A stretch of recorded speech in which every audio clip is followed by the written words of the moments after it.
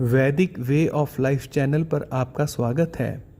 नीलाम्बुज श्यामल कोमलांगम, यह स्तोत्र श्री रामचरितमानस का है, जिसमें तुलसीदास जी ने संस्कृत भाषा में बड़े ही प्रभावशाली ढंग से प्रभु श्री राम के चमत्कारी और विस्मय कर देने वाली छवि का वर्णन किया है। इसका अर्थ है नील कमल के समान श्यामल, सुंदर, सांवले और कोमल अंग वाले, जिनके बाईं ओर सीता माता विराजमान होकर इस दृश्य को और भी सुशोभित करती हैं, जिनके दोनों हाथों में अमोघ धनुष और बाण इस प्रिय छवि को और भी निखारते हैं, उन रघुकुल के शिरोमणि को हम नमस्कार करते हैं, प्रणाम करते हैं। जगत गुरु स्वामी रामभद्राचार्य जी के कथनानुसार यह एक श्लोक सुनने से 100 करोड़ रामायण पढ़ने का फल है। तो आइए श्रवण करते हैं 108 बार यह सिद्ध स्तोत्र। नीलाम्बुज श्यामल कोमलांगम सीता समारोपित वाम भागम पाणौ महासायक चारुचापम नमामि रामं रघुवंशनाथम। नीलाम्बुज श्यामल कोमलांगम सीता समारोपित वाम भागम पाणौ महासायक चारुचापम नमामि रामं रघुवंशनाथम। नीलाम्बुज श्यामल कोमलांगम सीता समारोपित वाम भागम पाणौ महासायक चारुचापम नमामि रामं रघुवंशनाथम। नीलाम्बुज श्यामल कोमलांगम सीता समारोपित वाम भागम पाणौ महासायक चारुचापम नमामि रामं रघुवंशनाथम। नीलाम्बुज श्यामल कोमलांगम सीता समारोपित वाम भागम पाणौ महासायक चारुचापम नमामि रामं रघुवंशनाथम। नीलाम्बुज श्यामल कोमलांगम सीता समारोपित वाम भागम पाणौ महासायक चारुचापम नमामि रामं रघुवंशनाथम। नीलाम्बुज श्यामल कोमलांगम सीता समारोपित वाम भागम पाणौ महासायक चारुचापम नमामि रामं रघुवंशनाथम। नीलाम्बुज श्यामल कोमलांगम सीता समारोपित वाम भागम पाणौ महासायक चारुचापम नमामि रामं रघुवंशनाथम। नीलाम्बुज श्यामल कोमलांगम सीता समारोपित वाम भागम पाणौ महासायक चारुचापम नमामि रामं रघुवंशनाथम। नीलाम्बुज श्यामल कोमलांगम सीता समारोपित वाम भागम पाणौ महासायक चारुचापम नमामि रामं रघुवंशनाथम। नीलाम्बुज श्यामल कोमलांगम सीता समारोपित वाम भागम पाणौ महासायक चारुचापम नमामि रामं रघुवंशनाथम। नीलाम्बुज श्यामल कोमलांगम सीता समारोपित वाम भागम पाणौ महासायक चारुचापम नमामि रामं रघुवंशनाथम। नीलाम्बुज श्यामल कोमलांगम सीता समारोपित वाम भागम पाणौ महासायक चारुचापम नमामि रामं रघुवंशनाथम। नीलाम्बुज श्यामल कोमलांगम सीता समारोपित वाम भागम पाणौ महासायक चारुचापम नमामि रामं रघुवंशनाथम। नीलाम्बुजश्यामलकोमलाङ्गं सीतासमारोपितवामभागं पाणौ महासायकचारुचापं नमामि रामं रघुवंशनाथं। नीलाम्बुजश्यामलकोमलाङ्गं सीतासमारोपितवामभागं पाणौ महासायकचारुचापं नमामि रामं रघुवंशनाथं। नीलाम्बुजश्यामलकोमलाङ्गं सीतासमारोपितवामभागं पाणौ महासायकचारुचापं नमामि रामं रघुवंशनाथं। नीलाम्बुजश्यामलकोमलाङ्गं सीतासमारोपितवामभागं पाणौ महासायकचारुचापं नमामि रामं रघुवंशनाथं। नीलाम्बुजश्यामलकोमलाङ्गं सीतासमारोपितवामभागं पाणौ महासायकचारुचापं नमामि रामं रघुवंशनाथं।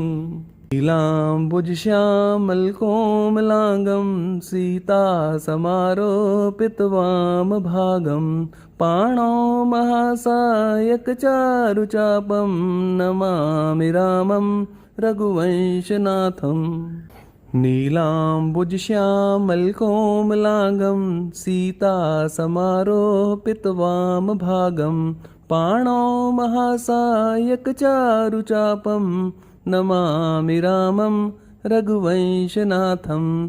नीलाम्बुजश्यामलकोमलाङ्गं सीतासमारोपितवामभागं पाणौ महासायकचारुचापं नमामि रामं रघुवंशनाथं। नीलाम्बुजश्यामलकोमलाङ्गं सीतासमारोपितवामभागं पाणौ महासायकचारुचापं नमामि रामं रघुवंशनाथं। नीलाम्बुजश्यामलकोमलाङ्गं सीतासमारोपितवामभागं पाणौ महासायकचारुचापं नमामि रामं रघुवंशनाथं। नीलाम्बुजश्यामलकोमलाङ्गं सीतासमारोपितवामभागं पाणौ महासायकचारुचापं नमामि रामं रघुवंशनाथं।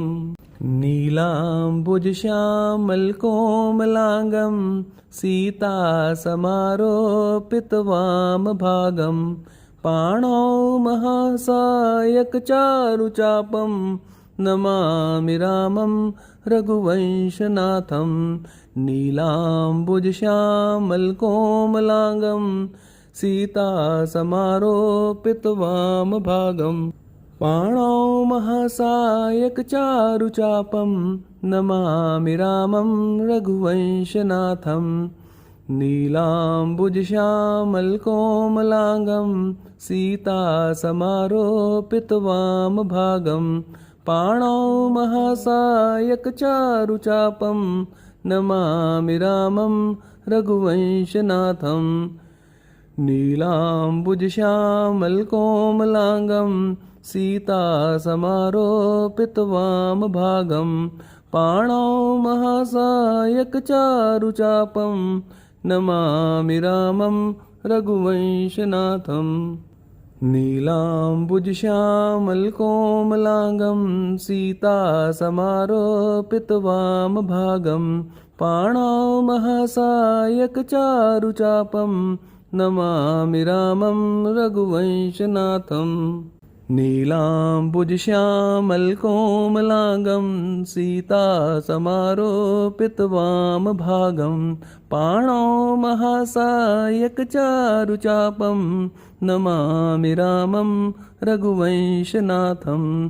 नीलाम्बुजश्यामलकोमलाङ्गं सीतासमारोपितवामभागं पाणौ महासायकचारुचापं नमामि रामं रघुवंशनाथं। नीलाम्बुजश्यामलकोमलाङ्गं सीतासमारोपितवामभागं पाणौ महासायकचारुचापं नमामि रामं रघुवंशनाथं।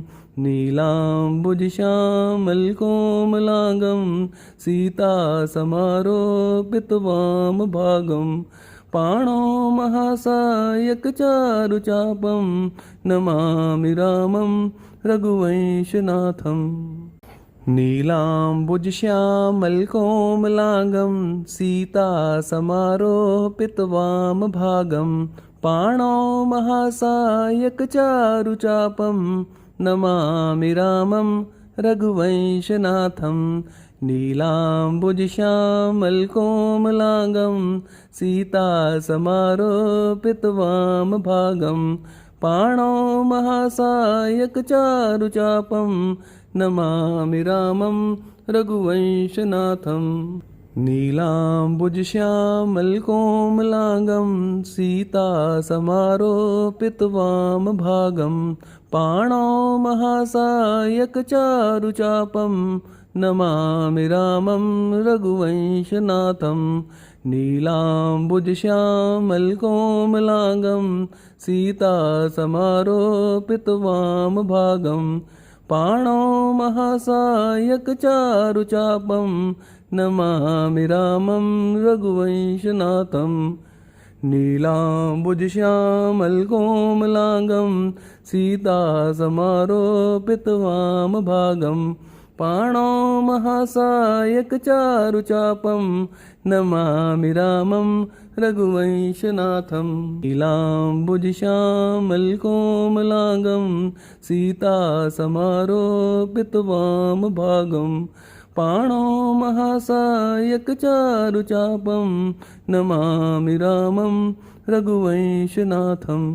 नीलाम्बुजश्यामलकोमलाङ्गं सीतासमारोपितवामभागं पाणौ महासायकचारुचापं नमामि रामं रघुवंशनाथं।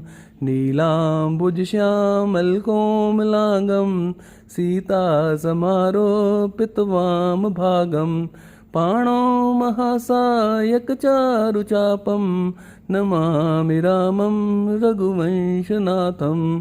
नीलाम्बुजश्यामलकोमलाङ्गं सीतासमारोपितवामभागं पाणौ महासायकचारुचापं नमामि रामं रघुवंशनाथं। नीलाम्बुजश्यामलकोमलाङ्गं सीतासमारोपितवामभागं पाणौ महासायकचारुचापं नमामि रामं रघुवंशनाथं। नीलाम्बुजश्यामलकोमलाङ्गं सीतासमारोपितवामभागं पाणौ महासायकचारुचापं नमामि रामं रघुवंशनाथं। नीलाम्बुजश्यामलकोमलाङ्गं सीतासमारोपितवामभागं पाणौ महासायकचारुचापं नमामि रामं रघुवंशनाथं। नीलाम्बुजश्यामलकोमलाङ्गं सीतासमारोपितवामभागं पाणौ महासायकचारुचापं नमामि रामं रघुवंशनाथं। नीलाम्बुजश्यामलकोमलाङ्गं सीतासमारोपितवामभागं पाणौ महासायकचारुचापं नमामि रामं रघुवंशनाथं। नीलाम्बुजश्यामलकोमलाङ्गं सीतासमारोपितवामभागं पाणौ महासायकचारुचापं नमामि रामं रघुवंशनाथं। नीलाम्बुजश्यामलकोमलाङ्गं सीतासमारोपितवामभागं पाणौ महासायकचारुचापं नमामि रामं रघुवंशनाथम्। नीलाम्बुजश्यामलकोमलाङ्गं सीतासमारोपितवामभागं पाणौ महासायकचारुचापं नमामि रामं रघुवंशनाथम्। नीलाम्बुजश्यामलकोमलाङ्गं सीतासमारोपितवामभागं पाणौ महासायकचारुचापं नमामि रामं रघुवंशनाथम्। नीलाम्बुजश्यामलकोमलाङ्गं सीतासमारोपितवामभागं पाणौ महासायकचारुचापं नमामि रामं रघुवंशनाथम्। नीलाम्बुजश्यामलकोमलाङ्गं सीतासमारोपितवामभागं पाणौ महासायकचारुचापं नमामि रामं रघुवंशनाथम्। नीलाम्बुजश्यामलकोमलाङ्गं सीतासमारोपितवामभागं पाणौ महासायकचारुचापं नमामि रामं रघुवंशनाथम्। नीलाम्बुजश्यामलकोमलाङ्गं सीतासमारोपितवामभागं पाणौ महासायकचारुचापं नमामि रामं रघुवंशनाथम्। नीलाम्बुजश्यामलकोमलाङ्गं सीतासमारोपितवामभागं पाणौ महासायकचारुचापं नमामि रामं रघुवंशनाथम्। नीलाम्बुजश्यामलकोमलाङ्गं सीतासमारोपितवामभागं पाणौ महासायकचारुचापं नमामि रामं रघुवंशनाथम्। नीलाम्बुजश्यामलकोमलाङ्गं सीतासमारोपितवामभागं पाणौ महासायकचारुचापं नमामि रामं रघुवंशनाथम्। नीलाम्बुजश्यामलकोमलाङ्गं सीतासमारोपितवामभागं पाणौ महासायकचारुचापं नमामि रामं रघुवंशनाथम्। नीलाम्बुजश्यामलकोमलाङ्गं सीतासमारोपितवामभागं पाणौ महासायकचारुचापं नमामि रामं रघुवंशनाथम्।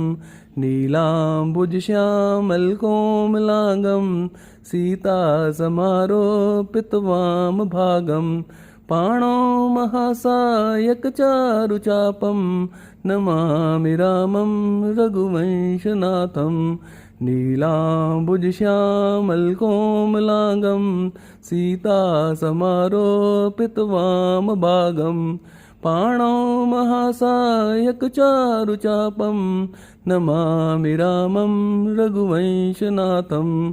नीलाम्बुजश्यामलकोमलाङ्गं सीतासमारोपितवामभागं पाणौ महासायकचारुचापं नमामि रामं रघुवंशनाथम्। नीलाम्बुजश्यामलकोमलाङ्गं सीतासमारोपितवामभागं पाणौ महासायकचारुचापं नमामि रामं रघुवंशनाथम्।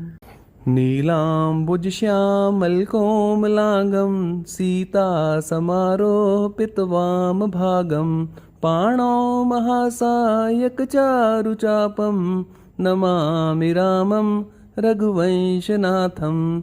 नीलाम्बुजश्यामलकोमलाङ्गं सीतासमारोपितवामभागं पाणौ महासायकचारुचापं नमामि रामं रघुवंशनाथं नीलाम्बुजश्यामलकोमलाङ्गं सीतासमारोपितवामभागं पाणौ महासायकचारुचापं नमामि रामं रघुवंशनाथं नीलाम्बुजश्यामलकोमलाङ्गं सीतासमारोपितवामभागं पाणौ महासायकचारुचापं नमामि रामं रघुवंशनाथं नीलाम्बुजश्यामलकोमलाङ्गं सीतासमारोपितवामभागं पाणौ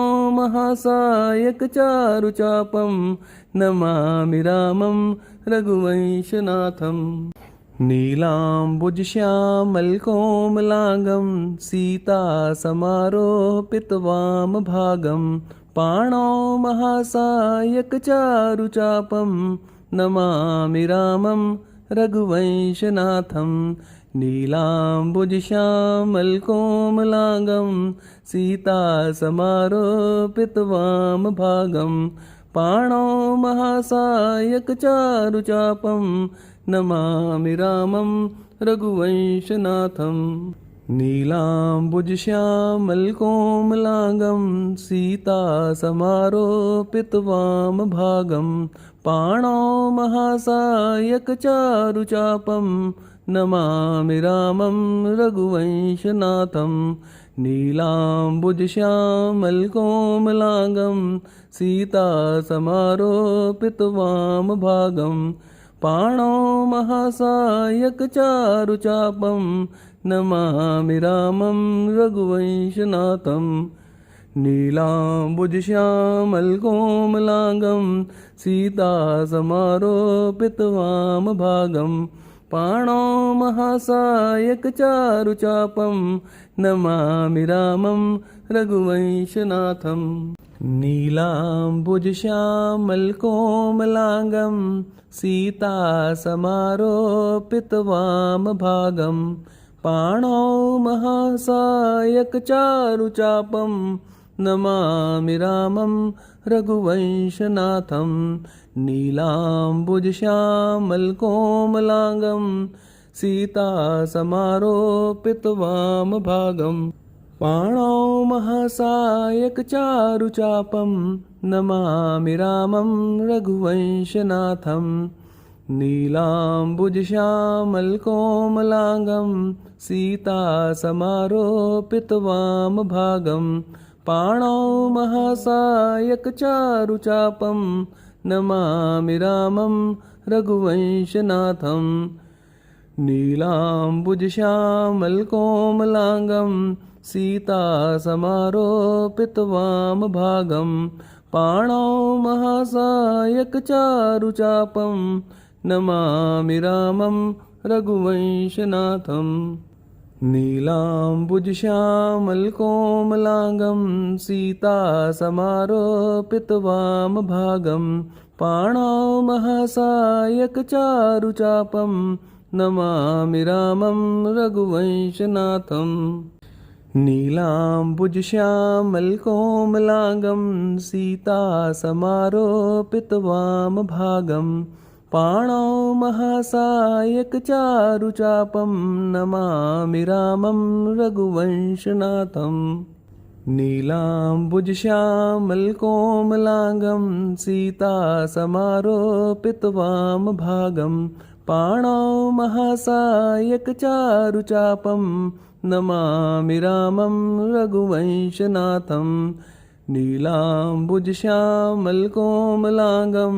सीतासमारोपितवामभागं पाणौ महासायकचारुचापं नमामि रामं रघुवंशनाथं नीलाम्बुजश्यामलकोमलाङ्गं सीतासमारोपितवामभागं पाणौ महासायकचारुचापं नमामि रामं रघुवंशनाथं नीलाम्बुजश्यामलकोमलाङ्गं सीतासमारोपितवामभागं पाणौ महासायकचारुचापं नमामि रामं रघुवंशनाथं नीलाम्बुजश्यामलकोमलाङ्गं सीतासमारोपितवामभागं पाणौ महासायकचारुचापं नमामि रामं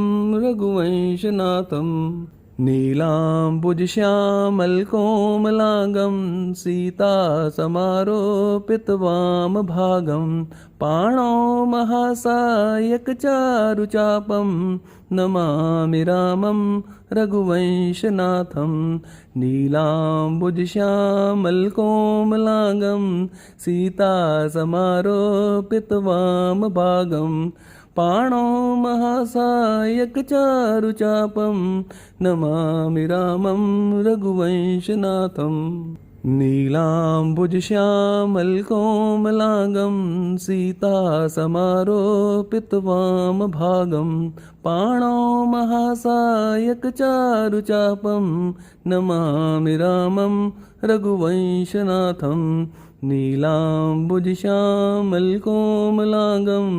सीतासमारोपितवामभागं पाणौ महासायकचारुचापं नमामि रामं रघुवंशनाथं नीलाम्बुजश्यामलकोमलाङ्गं सीतासमारोपितवामभागं पाणौ महासायकचारुचापं नमामि रामं रघुवंशनाथं नीलाम्बुजश्यामलकोमलाङ्गं सीतासमारोपितवामभागं पाणौ महासायकचारुचापं नमामि रामं रघुवंशनाथं नीलाम्बुजश्यामलकोमलाङ्गं सीतासमारोपितवामभागं पाणौ महासायकचारुचापं नमामि रामं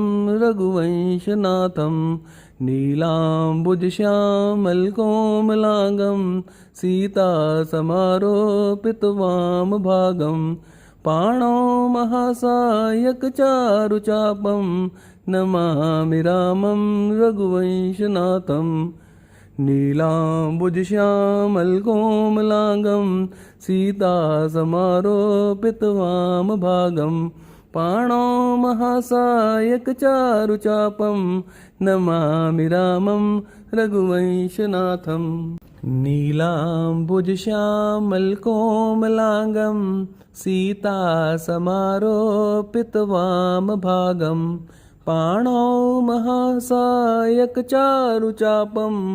नमामि रामं रघुवंशनाथं नीलाम्बुजश्यामलकोमलाङ्गं सीतासमारोपितवामभागं पाणौ महासायकचारुचापं नमामि रामं रघुवंशनाथं नीलाम्बुजश्यामलकोमलाङ्गं सीतासमारोपितवामभागं पाणौ महासायकचारुचापं नमामि रामं रघुवंशनाथं नीलाम्बुजश्यामलकोमलाङ्गं सीतासमारोपितवामभागं पाणौ महासायकचारुचापं नमामि रामं रघुवंशनाथं नीलाम्बुजश्यामलकोमलाङ्गं सीतासमारोपितवामभागं पाणौ महासायकचारुचापं नमामि रामं रघुवंशनाथं नीलाम्बुजश्यामलकोमलाङ्गं सीतासमारोपितवामभागं पाणौ महासायकचारुचापं नमामि रामं रघुवंशनाथं नीलाम्बुजश्यामलकोमलाङ्गं सीतासमारोपितवामभागं पाणौ महासायकचारुचापं नमामि रामं रघुवंशनाथं नीलाम्बुज श्यामल कोमलांगं सीता समारोपित वाम भागं पाणौ महासायक चारुचापं नमामि रामं रघुवंशनाथं नीलाम्बुज श्यामल कोमलांगं सीता समारोपित वाम भागं पाणौ महासायक चारुचापं नमामि रामं रघुवंशनाथं नीलाम्बुज श्यामल कोमलांगं सीता समारोपित वाम भागं पाणौ महासायक चारुचापं नमामि रामं रघुवंशनाथं नीलाम्बुज श्यामल कोमलांगं सीता समारोपित वाम भागं पाणौ महासायक चारुचापं नमामि रामं रघुवंशनाथं नीलाम्बुज श्यामल कोमलांगं सीता समारोपित वाम भागं पाणौ महासायक चारुचापं नमामि रामं रघुवंशनाथं नीलाम्बुज श्यामल कोमलांगं सीता समारोपित वाम भागं पाणौ महासायक चारुचापं नमामि रामं रघुवंशनाथं। बोलो सियावर रामचंद्र महाराज की जय। पवन सुत हनुमान की जय। जय श्री सीताराम, जय श्री सीताराम, जय श्री सीताराम।